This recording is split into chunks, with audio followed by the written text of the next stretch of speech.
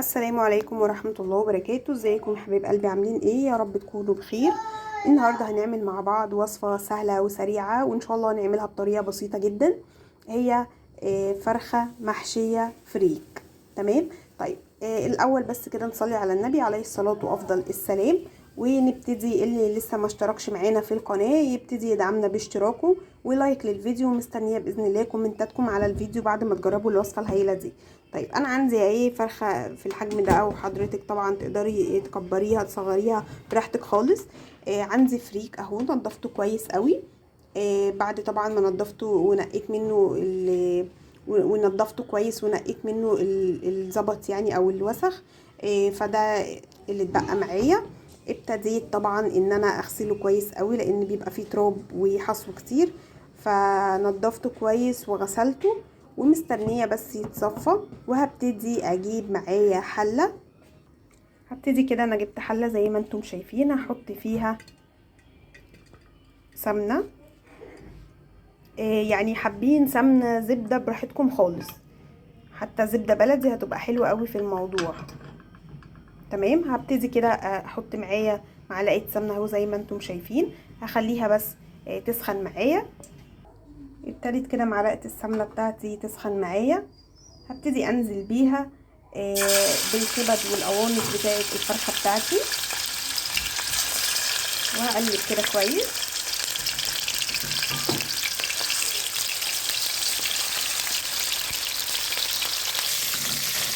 ادينا كده للكبده والقنصه تشويحه كده في النار. هبتدي بقى احط كميه الفريك بتاعتي، كميه طبعا اللي انتي كنتي غسلاها او هتعمليها. تمام. وابتدي كده اقلب. بسم الله الرحمن الرحيم.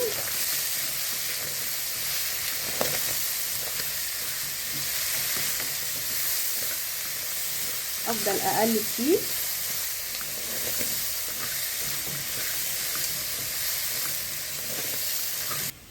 تمام كده احنا خلاص. ده تمام عندي كده، استوى معايا او خد اللون اللي انا عايزاه. شايفين اللون الذهبي ده؟ هو ده اللون المطلوب. خلاص كده انا قفلت عليه. هبتدي عندي اجيب حله. عندي اهي، حطيت فيها ميه علشان اسلق فيها الفرخه. احط فيها بصلايه، طماطمايه، ورق لورا. احط فيها نص ليمونه علشان الحله ما تزرقش معايا، واعصرها طبعا.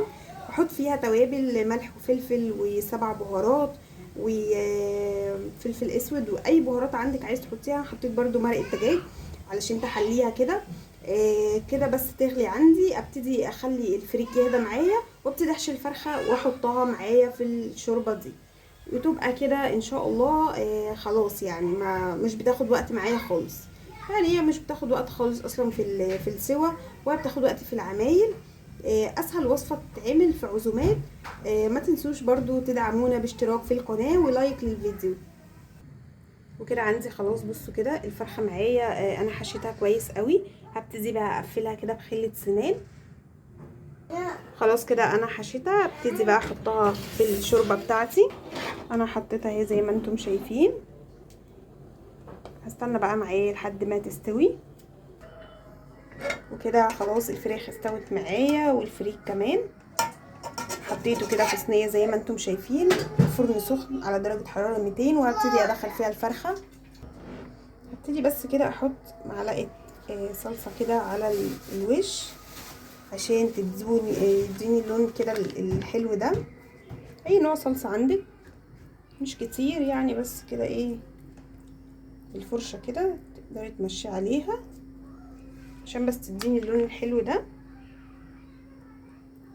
وطبعا لما تاخد اللون من فوق ببتدي ان انا اقلبها علشان اديها لون من الناحيه التانية برضو. اي نوع صلصه عندك.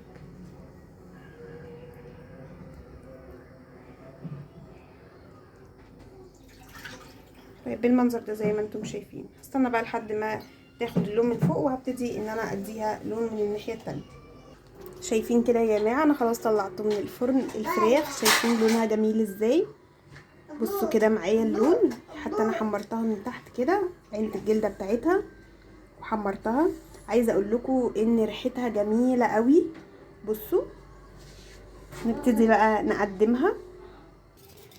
بصوا كده بعد ما خلاص حطيتها في طبق التقديم، عايزه اقول لكم يعني هي لسه سخنه، بس ريحتها تجنن. وبصوا برضو الفريك لما خد تحميصه كده في الفرن، شايفين لونه بقى عامل ازاي؟ بصوا ازاي جميله. بصوا شايفين؟ بألف هنا على قلوبكم ان شاء الله. لما تجربوها تعجبكم قوي.